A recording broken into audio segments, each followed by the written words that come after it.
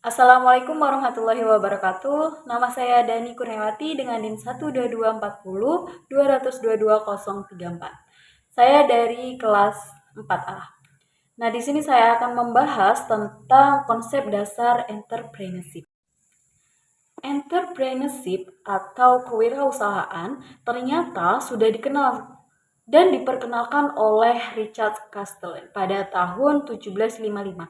Nah, pendidikan entrepreneurship mulai dirintis sejak 1950-an di berbagai negara seperti Eropa, Amerika, dan Kanada. Dan mengapa Indonesia terbatas untuk mempelajari pendidikan entrepreneurship? Nah, mari kita bahas.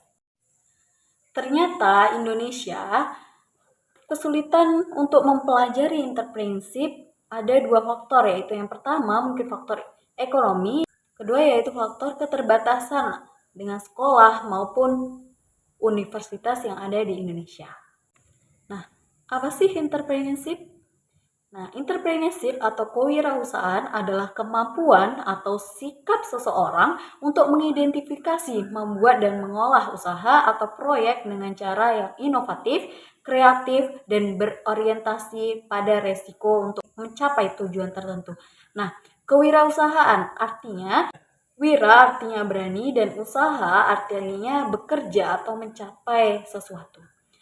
Nah, di sini ada beberapa kategori untuk kita mencapai entrepreneurship tersebut. Orang yang memiliki jiwa entrepreneurship yaitu semangat, sikap, perilaku, kemampuan dalam menangani usaha dan kegiatan dengan upaya. Nah, ada beberapa aspek dari entrepreneurship, yaitu yang pertama mencari, yang kedua menciptakan, yang ketiga menerapkan cara kerja, dan yang keempat teknologi dan produk baru. Maksudnya apa? Karena orang memiliki jiwa entrepreneurship yaitu orang yang inovatif dan kreatif untuk mengembangkan hal-hal baru, untuk kreatif untuk mengembangkan produk dan pemasarannya dengan cara efektif dan efisien. Nah, selanjutnya, ketika sudah mencapai efektif dan efisien ini, akan terbentuklah pelayanan yang lebih baik, produk yang lebih unggul, keuntungan yang lebih besar. Selanjutnya, apa sih perbedaan antara entrepreneurship dengan keahlian? Nah, kita bahas. Keahlian ada tenaga ahli, dokter, insinyur, akuntan, perawat, penyuluhan, profesi lainnya. Nah, perlu diketahui bahwa ini semua bukanlah entrepreneurship. Jika bekerja untuk yang pertama, untuk orang lain, dan yang kedua, lembaga yang disebut tenaga profesional. Nah, dari ini tadi kita bisa menyimpulkan bahwa orang yang dikatakan entrepreneurship yaitu yang pertama orang yang bekerja untuk dirinya sendiri. Dan yang kedua, lembaga milik sendiri atau bersama orang lain. Artinya, orang yang memiliki entrepreneurship adalah orang yang berpeguh pada diri sendiri.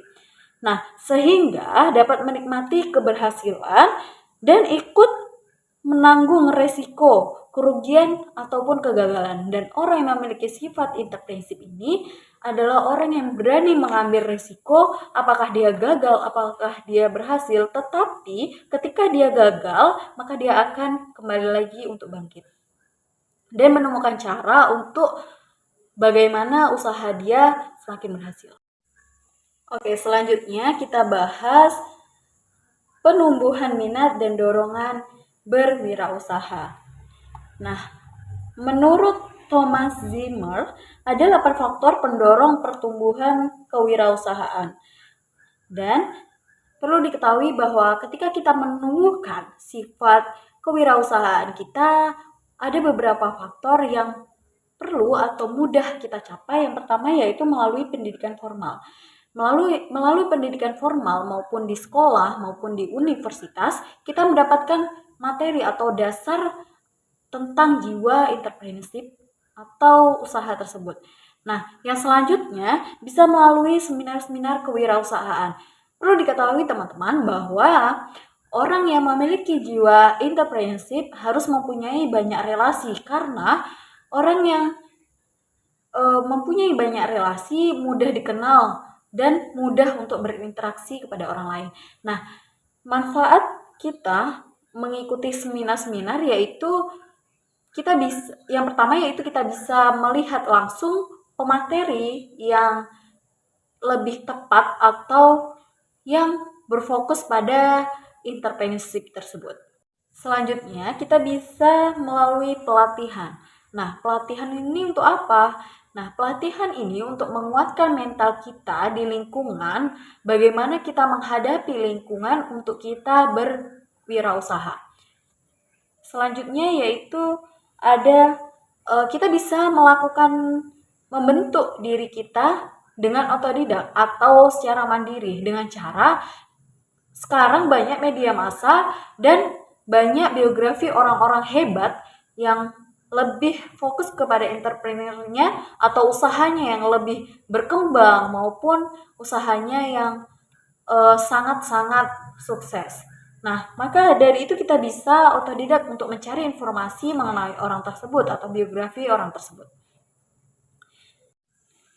Untuk menumbuhkan jiwa dan sikap kewirausahaan, kita bisa, yang pertama yaitu kita harus percaya diri atau yakin atau optimis dan penuh komitmen kepada diri kita sendiri. Ketika kita percaya diri, maka kita akan mudah untuk melakukan atau berinteraksi dengan lingkungan di sekitar kita.